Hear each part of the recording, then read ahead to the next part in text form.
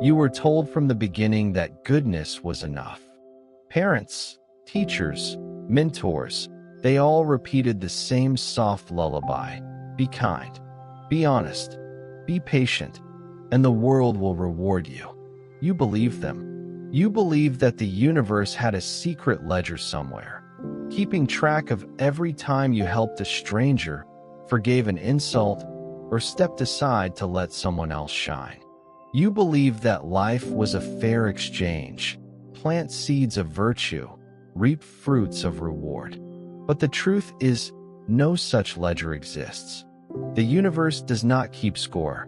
The world does not pause to remember the times you put others first.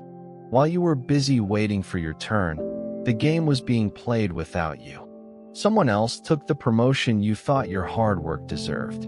Someone else spoke the truth you swallowed, and they became the one people listened to. Every time you chose silence, another voice filled the space. And here is the cruel part. The world assumed you were silent because you had nothing worth saying. It mistook your restraint for emptiness, your patience for weakness. You think you are being noble when you step back, but nobility without presence is invisibility. And invisibility is death in a world that notices only the loud, the bold, the unafraid. That's how the silent trap begins. Not with a dramatic betrayal or a sudden downfall, but with tiny, invisible moments of surrender. A seat given away, a credit unclaimed, an opinion unspoken. Each one feels small, harmless, but they stack up. They form a pattern, and that pattern becomes a life you never chose. A life where you are always the shadow, never the figure in the light. The silent trap doesn't chain you. It convinces you you're free while quietly locking every door. It tells you that waiting is wisdom, when in truth, waiting is decay. The harsh truth is that good men don't lose because they're incapable. They lose because they hand over their victories before the fight even begins. The silent trap is powerful because it hides inside virtues that sound unshakable. Respect, patience, empathy. You've been told these qualities are the foundation of decency, and they are, but in a world ruled by competition, they can also be the roots of your defeat. A good man waits his turn because he believes in fairness. A good man forgives quickly because he believes people will value his mercy. A good man avoids confrontation because he doesn't want to cause pain. On paper, these sound like strengths, but in practice, they can be signals to predators. In nature, the slowest, calmest animal is not praised, it is hunted. In the workplace, the man who never pushes for more will never get more. In relationships, the man who never draws boundaries will never be respected. And here's the darkest part. The people you protect with your silence will often be the first to step over you when the moment suits them. They don't see your restraint as kindness. They see it as absence. They don't see your patience as strength. They see it as permission. The silent trap turns virtues into vulnerabilities because it strips them of force. Power is not in being cruel, but in knowing when to strike. Good men lose because they don't strike at all. They wait for life to present them with the perfect moment, not realizing that life only gives such moments to those who take them. You can spend years building goodwill, being the one who never causes trouble, the one who absorbs discomfort so others don't have to. And still, when the stakes rise, you'll be overlooked for the man who asserts himself without hesitation. The world has no ritual for honoring those who sacrifice quietly. There is no ceremony for the man who gave way. There is only the cold reality. You are remembered by the moments you took, not the ones you surrendered. Breaking the silent trap is not about abandoning goodness. It is about adding weight to your presence. It is about making sure your voice is heard when it matters, your boundaries are felt when they are crossed, and your actions are remembered when the dust settles. To do that, you must unlearn the illusion that people will see your heart without you showing it.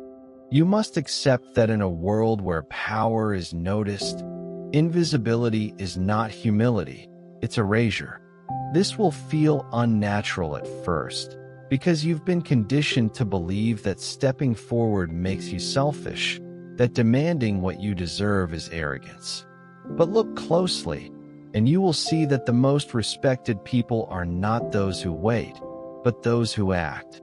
Even those who claim to value humility will gravitate toward those who project strength.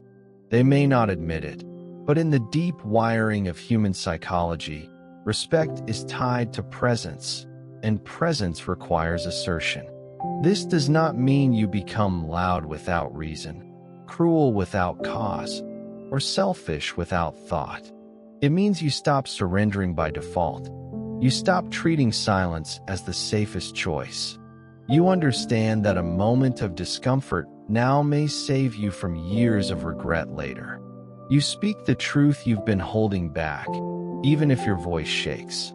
You take the opportunity when it appears, instead of rehearsing all the reasons you're not ready. You draw a line when someone crosses it, even if they don't like you afterward. And slowly, you notice the shift. People listen more carefully. They test your limits less often.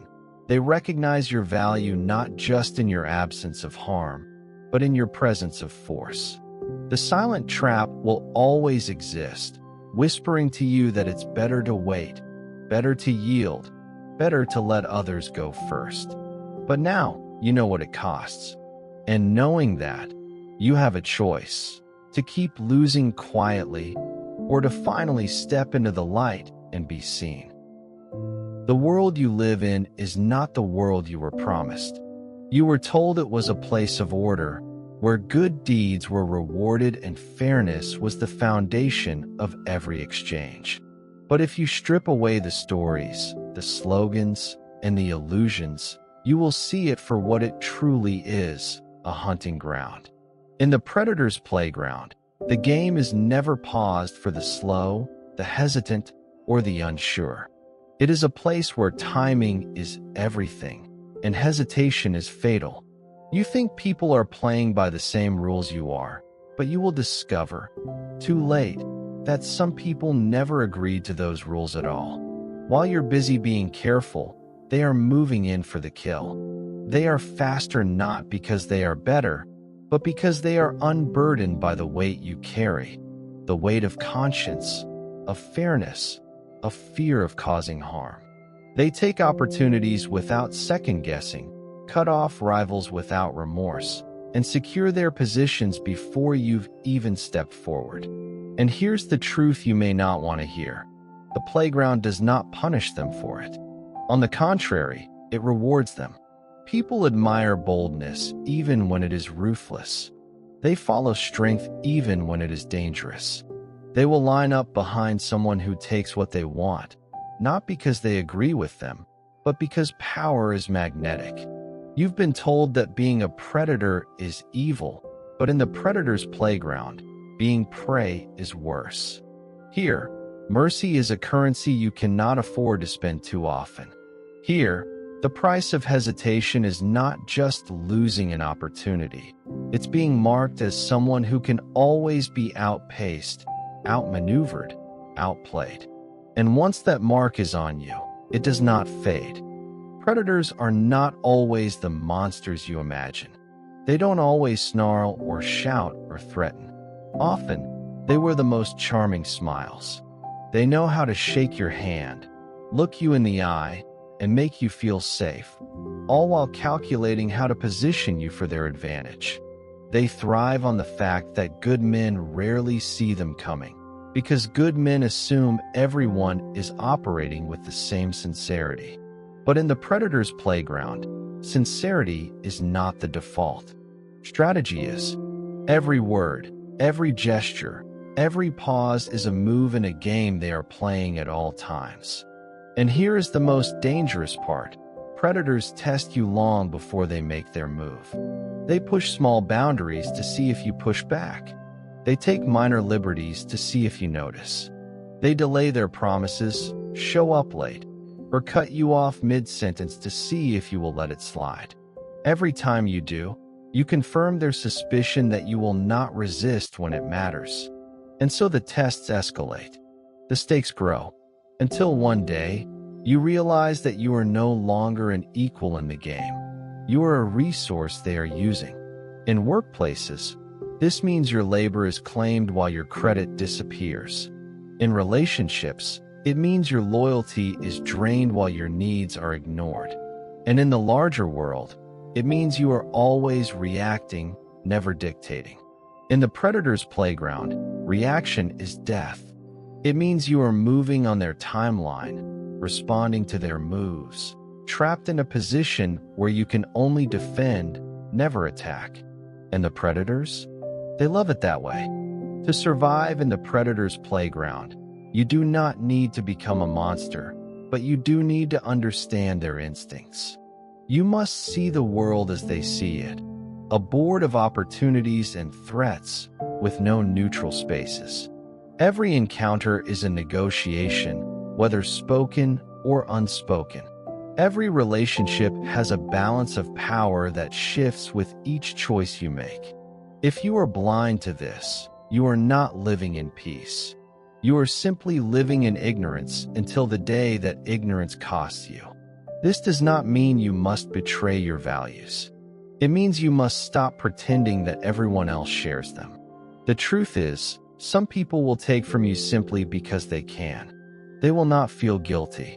They will not feel indebted. And they will not stop unless you give them a reason to. That reason can be a boundary they cannot cross, a standard you enforce without apology, or the visible strength to act when necessary. You will find that when you establish these things, predators think twice.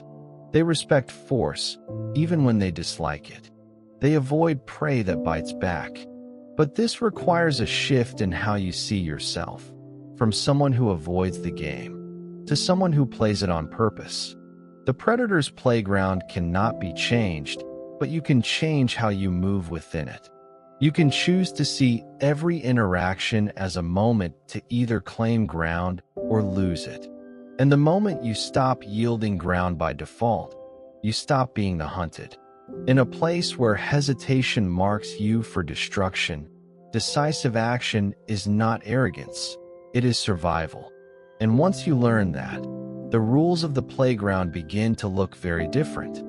Niceness is the most dangerous mask a man can wear, not because it hides his cruelty, but because it hides his absence of power.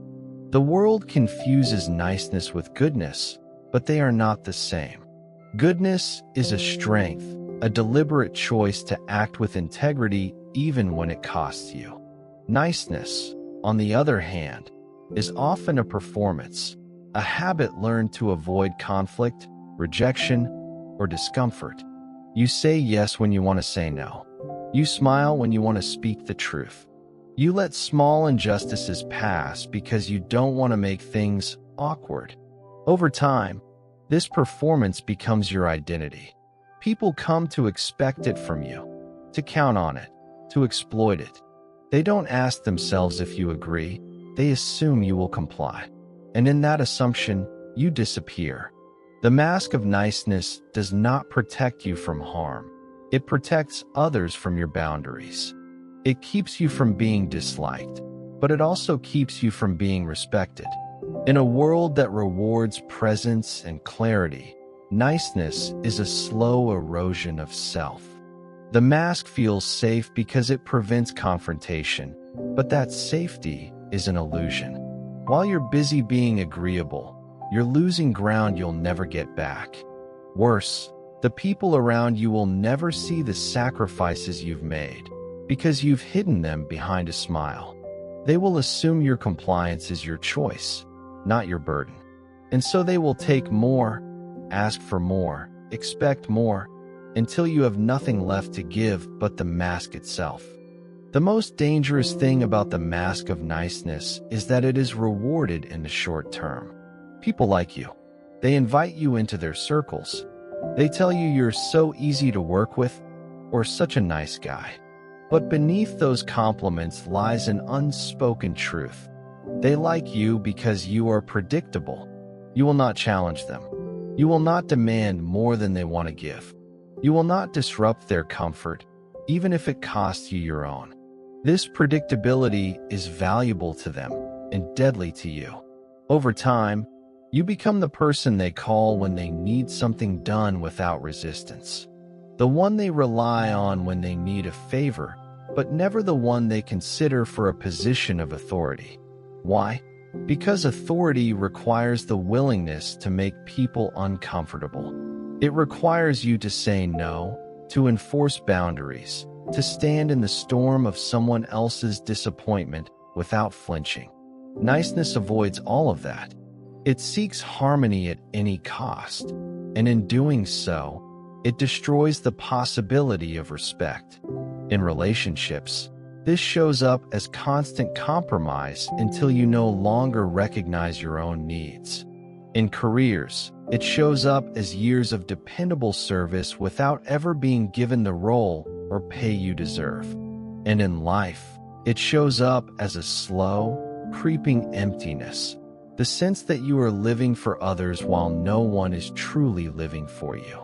You tell yourself you're doing the right thing, but in the silence of your own mind, you feel the weight of what you've given up.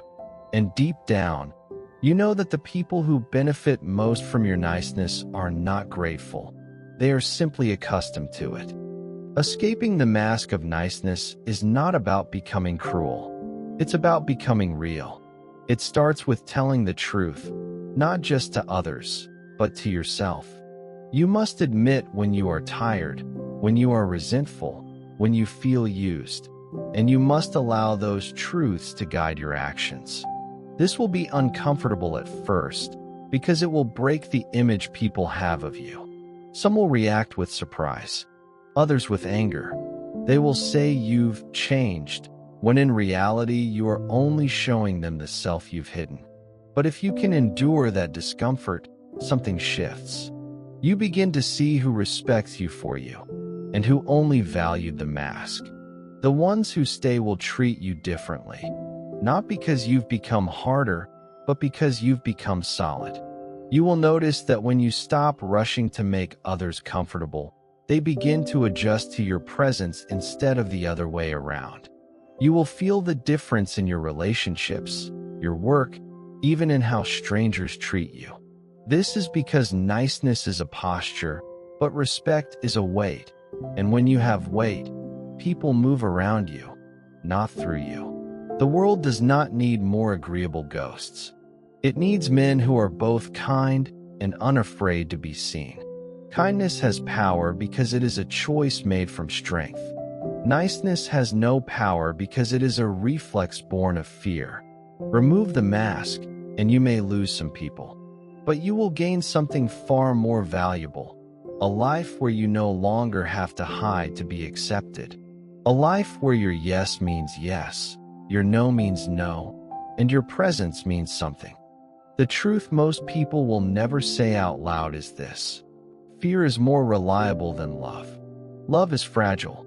It shifts with mood, with circumstance, with the slow erosion of familiarity.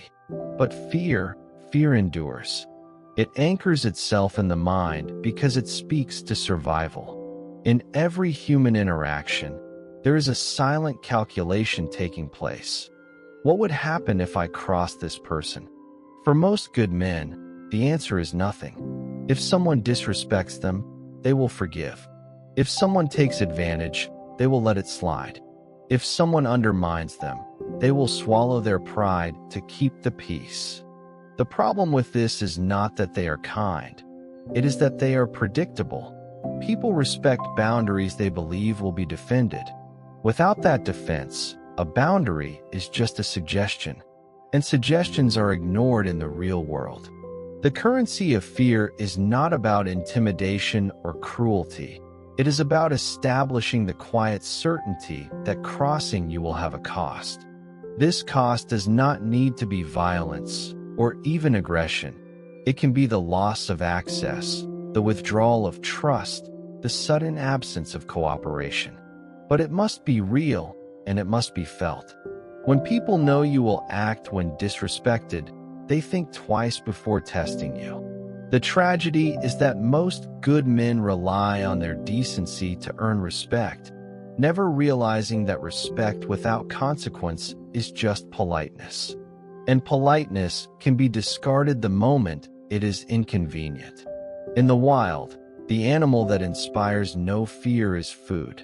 In human society, the man who inspires no fear is overlooked, overruled, or overrun. You may resist this idea because it feels dark, even ruthless. You may tell yourself, I don't want people to fear me. I want them to like me. But here's the problem. Being liked is not the same as being respected. You can be liked for your humor, your generosity, your reliability, but none of those will stop someone from stepping on you when it benefits them. Respect, on the other hand, is rooted in the knowledge that there are lines you will not allow to be crossed. And fear, in its smallest, most subtle form, is what keeps those lines intact. This is not about creating terror. It is about the presence of consequences. Think of the leaders, bosses, or figures in your life whom you instinctively treated carefully.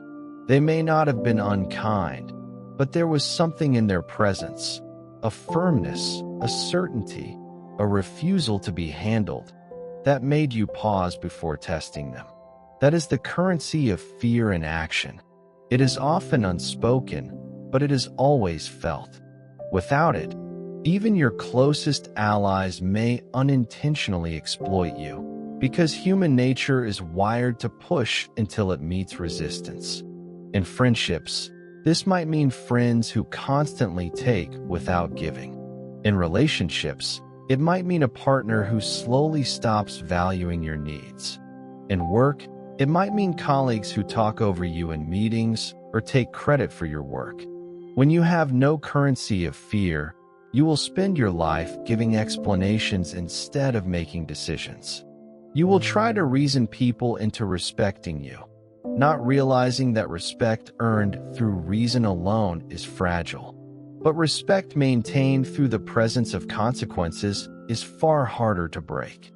Building the currency of fear starts with changing how you see yourself. You cannot expect others to believe in your boundaries if you do not believe in them yourself. You must decide, in advance, what you will do when disrespected, and you must follow through every time. This does not require aggression. It requires consistency. If you say you will not tolerate a certain behavior, you must remove yourself from those who engage in it. If you say you will not accept certain treatment, you must stop rewarding it with your time, effort, or cooperation. Over time, people learn. They begin to associate your presence with a weight, not a threat, but a certainty that you will protect yourself. And here is the paradox. When you have the currency of fear, you rarely need to spend it. Just as predators avoid prey that looks too costly to hunt, people avoid testing those they know will respond with firmness. This frees you to be generous without being drained, kind without being used, loving without being diminished. Fear, in its purest form, is not about making others feel small. It is about making yourself impossible to ignore. A man without fear in his arsenal is a man who can be dismissed. A man with it is one whose presence shapes the behavior of everyone around him. The choice is yours, to be liked for your harmlessness or respected for your weight. One fades the moment you are no longer useful. The other endures long after you leave the room. Betrayal does not come from strangers. It comes from the ones who shook your hand, smiled at you, shared your table, and spoke of loyalty in moments when it cost them nothing. Strangers have no power to betray you, Because betrayal is built on access, and access is built on trust. The good man believes that trust is its own protection. He thinks that if he is loyal, generous, and consistent, others will see the value of what he offers and protect it. But here is the truth. Loyalty without leverage is nothing more than hope dressed in fine words. People may admire your principles. They may even thank you for them. But when survival or ambition comes knocking, principles are the first thing they set aside. This is not because every person is inherently treacherous. It is because human nature is wired to prioritize self-preservation and self-interest. The good man falls victim to betrayal because he assumes that loyalty is a feeling. It is not. Loyalty is a calculation, a weighing of what someone gains by standing with you against what they might gain by turning away. If the scales tip in favor of betrayal, even slightly, do not be surprised when it happens. In the Betrayal Blueprint, every small favor you give without condition is a brick in the road that leads someone closer to using you. The coworker you covered for will someday position themselves as more valuable than you when the promotion is on the line. The friend you defended will align with your enemy when it benefits their own safety. The partner you sacrificed for will leave when they believe they can have more elsewhere. These moments sting not just because of the loss, but because they expose the uncomfortable truth that loyalty is rarely unconditional. It is sustained by the belief that standing with you is worth more than standing against you. And if you do not control that balance, you will watch it collapse in the instant it becomes convenient for them to walk away. The most painful part of betrayal is not the act itself. It is the realization that the signs were always there. They were small at first. A delay in returning a favor, a silence when you needed them to speak up, a hesitation before they agreed to stand beside you in a difficult moment. But because you wanted to believe in their loyalty, you ignored these signs, telling yourself they meant nothing. The truth is, every betrayal is preceded by a quiet testing of limits. People will push a little, take a little more, and watch your reaction. If you respond with understanding, they learn that your loyalty comes without conditions. They learn you will tolerate the discomfort they cause if it means avoiding conflict. Over time, these small acts form a map, the Betrayal Blueprint, a set of unspoken instructions on exactly how far they can go before you will push back. And when the stakes rise, they follow the map. In the workplace, this might be a colleague who slowly shifts their responsibilities onto you, knowing you will not complain, until one day they claim credit for the entire project. In relationships, it could be a partner who begins by dismissing small boundaries, then escalates to decisions that reshape your life without your consent. In friendships, it might be someone who relies on your support when they are weak, but disappears when you need them, until the day they actively side with someone who harms you. Betrayal often feels sudden, but it is rarely a single act.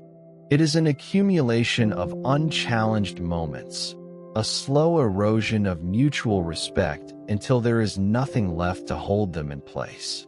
The good man suffers most here because he confuses tolerance with strength. He believes that enduring discomfort without protest proves his character, when in reality, it only proves to others that he can be taken for granted. And once a person knows they can take from you without cost, the temptation to take more becomes irresistible. Surviving betrayal is not just about recovery, it is about prevention. To protect yourself, you must stop assuming that loyalty will hold without reinforcement. In the real world, loyalty survives only when it is supported by both trust and leverage. Trust is built through consistency, through the shared belief that you and the other person stand to gain more together than apart. Leverage is the quiet, unspoken awareness that walking away from you carries a cost. This cost might be the loss of your cooperation, your protection, your resources, or your influence. Without it, loyalty rests entirely on goodwill, and goodwill can vanish in the heat of self-interest. The good man often resists the idea of leverage because it feels manipulative, but leverage is not about control. It is about balance. It ensures that the scales between you and another person remain even, that neither side can tip too far without consequence. This is why the most enduring alliances, whether in business, politics, or personal life, are built on mutual dependence, not blind devotion. If you remove all consequences for leaving, you remove the very structure that keeps people invested in staying. Betrayal thrives in imbalances. When one side gives far more than the other, when one side risks far more than the other, when one side stands to lose nothing by stepping away. The betrayal blueprint is activated the moment someone realizes they can abandon you without losing anything that matters to them. Your task, then, is not to harden your heart until you trust no one. It is to design your relationships with the same care you would design a fortress, with clear entry points, strong walls, and defenses that ensure anyone who walks in understands the value of staying. You must be generous, but not without boundaries. You must be loyal, but not without standards. And above all, you must never forget that loyalty, like any structure, needs maintenance. Once, the gentleman was a figure of strength. His word carried weight, his presence commanded respect, and his actions were measured with the precision of a man who knew both honor and power. He was courteous, yes, but his courtesy was not weakness. It was the polish over steel, the calm over a mind that could, if needed, become as unyielding as stone. But somewhere along the way, the image of the gentleman began to decay. In a culture that confuses kindness with submission, that rewards noise over wisdom and speed over depth, the gentleman was recast as something else entirely. A harmless figure, agreeable to all, bending under every demand in the name of politeness. The world took his silence as weakness, his patience as passivity, his forgiveness as permission. And so, the death of the gentleman began not with a single event, but with the slow erosion of the boundaries that once gave him strength. The modern good man thinks being a gentleman means never causing offense, never standing firm, never drawing lines in the sand. He believes that if he is endlessly accommodating, he will be seen as noble. But the truth is cruel.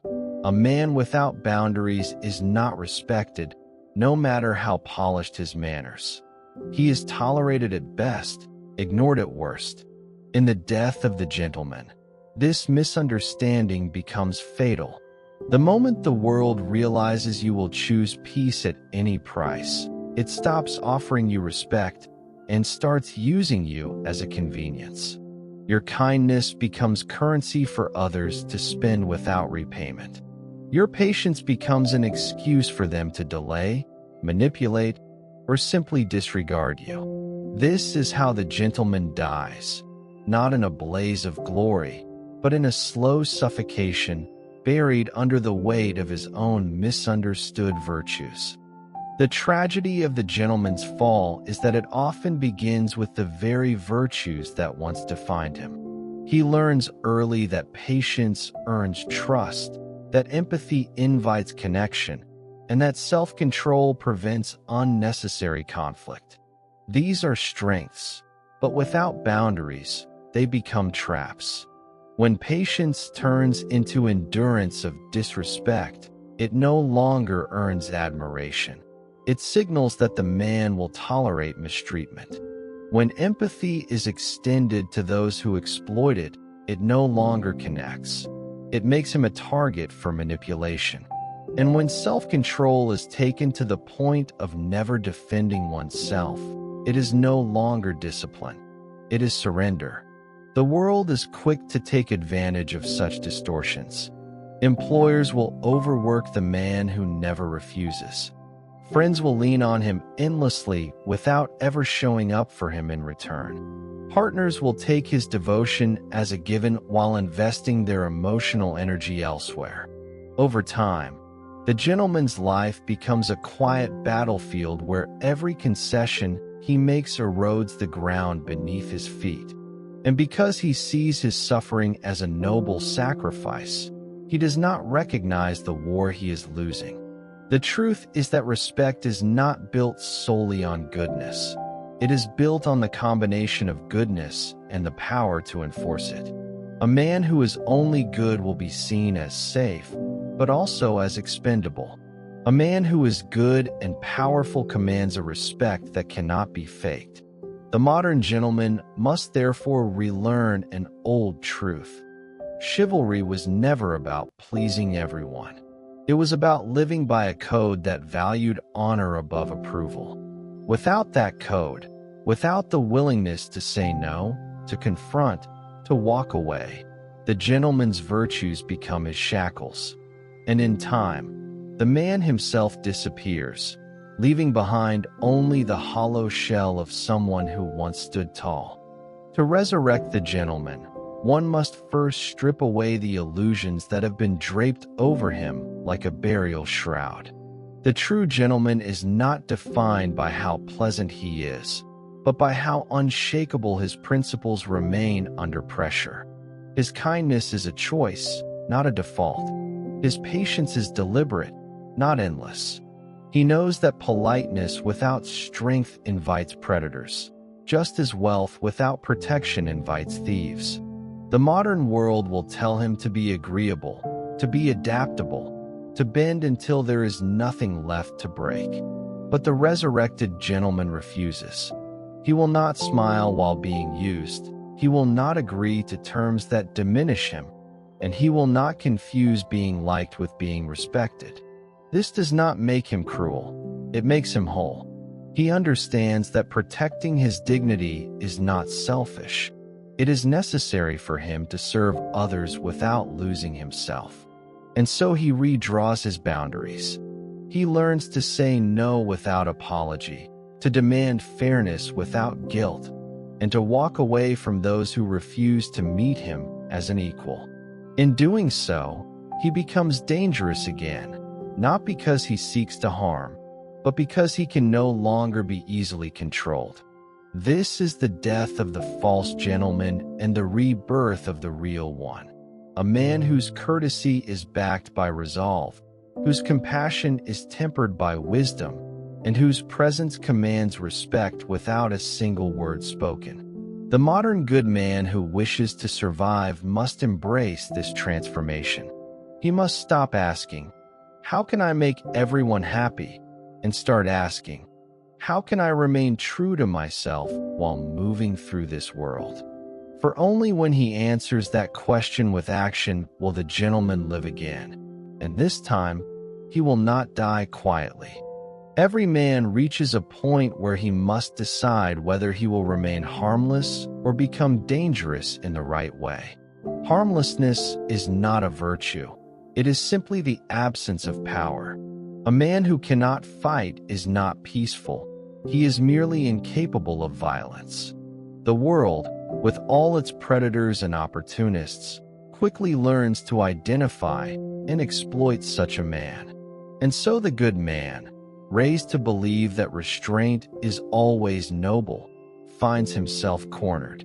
His kindness is taken for weakness, his patience mistaken for fear, and his silence interpreted as submission.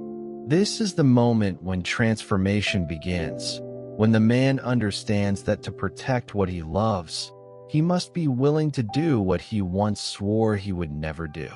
But this is not about becoming cruel for cruelty's sake.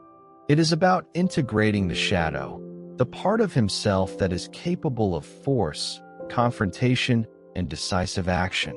Psychologists like Carl Jung have long warned that denying the shadow does not make it disappear. It makes it act unconsciously, erupting in uncontrolled ways. The necessary monster is not reckless. He is disciplined, calculated, and entirely aware of his own capacity for destruction. And because he understands it, he does not need to flaunt it.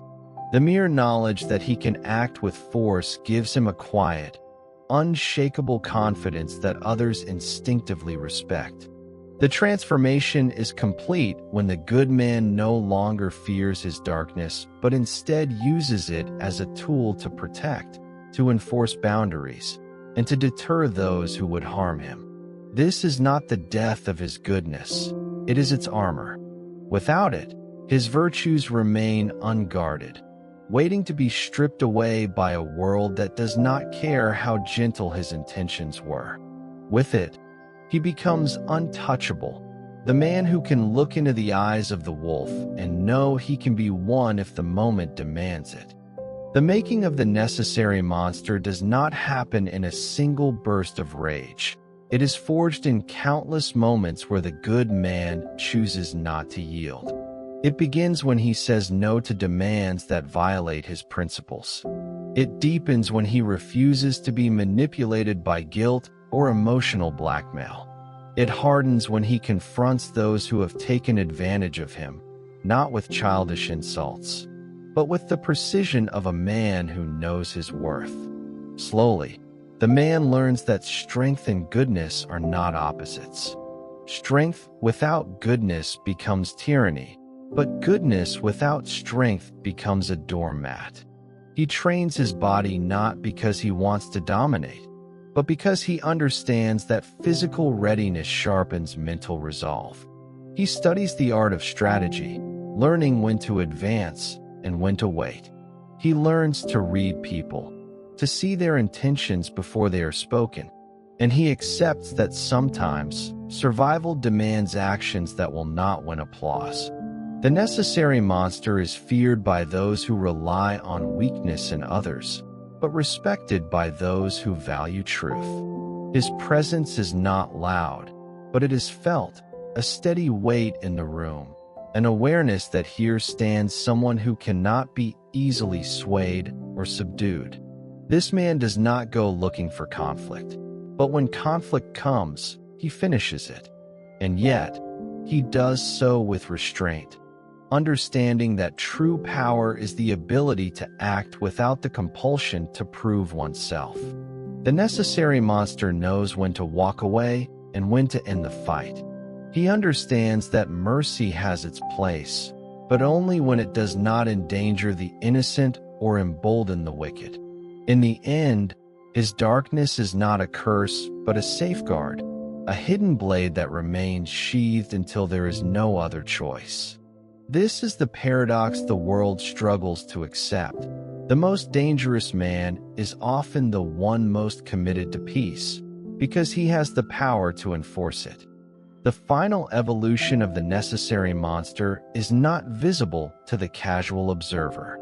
From the outside, he may look like any other man, calm, approachable, even warm. But beneath that calm lies an unshakable readiness, a state of being that cannot be faked. He has seen the depths of human cruelty and accepted that not everyone can be reasoned with. He knows that some conflicts cannot be solved with words, and some threats will not be stopped by appeals to morality.